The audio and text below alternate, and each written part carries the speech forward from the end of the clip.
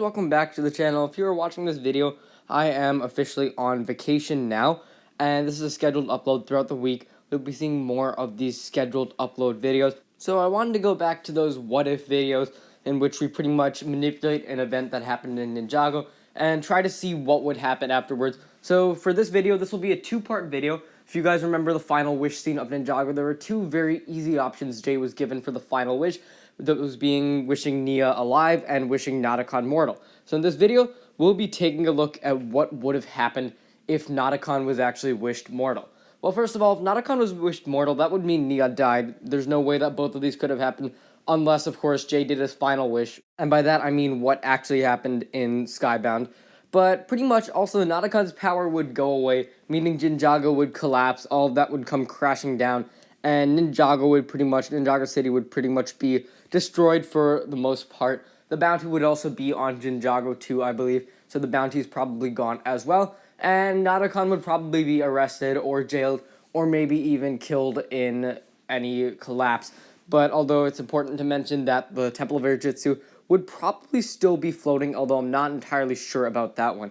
But anyways, after that, Nia is still dead, and if the Temple of Air Jitsu is still floating, I would say that it probably could be. I mean, I think it could definitely be. So I think Dave the Departed could probably play out as it did. Of course, Nia wouldn't be the one fighting Chen, so I still think Kai could defeat Chen, but Nia was really the one who did orchestrate the killing blow on Chen and Dave the Departed. She was the one who fired the water back at the missile, but I think easily Kai could do something like that too. So I don't think Dave the Departed would really be any different, other than the temple may or may not be floating, and the temple could actually be destroyed. If the temple is destroyed, that really does change up things. Of course, the temple would be destroyed if it collapses in the collapse of Ninjago also, but then again, Nadakhan was also married there, so there was some spell that was put on the place would allow it to stand the test of time. So I'm not entirely sure on how that one would play out, but moving on from that, Hands of Time would be the next season, and this is where stuff would kind of start to get complicated. I think the season would mainly play out as normal, but if you recall, Nia is one of the two focus characters of the season, and she actually, believe it or not, plays a big role in the final plot of the season. And that is the Reversal Blade, which is locked away in the Boiling Sea. And the elements of fire and water together were needed to access that vault and defeat the creatures inside of it. So with Nia dead, Maya had already passed on her water element to Nia. I think that's why we didn't see any of those two using their powers in any of the seasons. It's because they had already passed down their elements. So pretty much the element of water is gone at this point. And also that means they cannot summon the Fusion Dragon. As you recall, they needed the Dragon Blade to form the Fusion Dragon. And without Nia's power, well, good luck with that happening. That's not going to happen, so that means the Reversal Blade cannot be retrieved. Of course, I don't think it's out of the question that Achronix and Crux could develop their own technology to go down into the vault and get the Reversal Blade. I think that's entirely possible, but I'm just going to keep telling this story as if that wouldn't happen, and we'll just keep going ahead, assuming that Achronix and Crux cannot reach the Reversal Blade. If they cannot reach the Reversal Blade, their plot is foiled, which means no Iron Doom, but also this means that Wu will most likely die, as the Reversal Blade was the only thing that could stop his drastic aging, so Wu would probably bite the dust and die at some point. Now on top of that, Season 8 comes around, and I think this would probably play out as it normally did, but the difference is that Wu is dead. So this kind of screws up the resurrection process a little bit. As you recall, they needed the hairs of the brother, the son, and the wife in order to resurrect.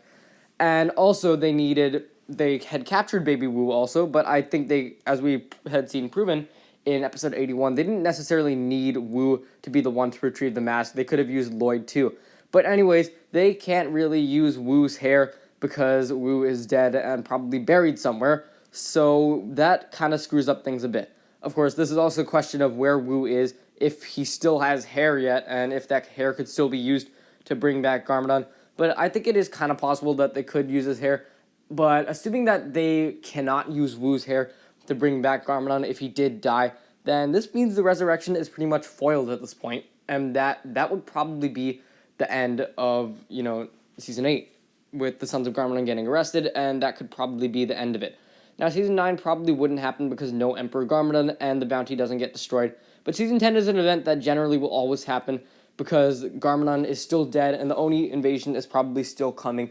By the time the Oni invasion does come, we won't have Garmadon in order to fend off the Oni, which is a major loss, which means that Ninjago potentially could be destroyed or taken over without Garmadon, although that, again, is something that is highly debatable. So pretty much we have lost Nia and Garmadon and Wu too, so we just have the 5 other ninja. So that is a big loss. Of course, no fatal mistake on Nia's part, so Cole shouldn't fall into the darkness.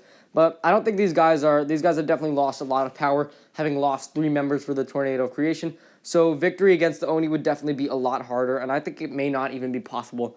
So this is just a look at what may have happened if Jay had wished Nadakhan mortal. Thanks for watching this video, guys. If you enjoyed, be sure to leave a like, subscribe, share with anyone ever you know, and let me know what you would think would happen if Nadakhan was wished mortal in the climax of Season 6. Once again, thanks for watching, and I will see you next time.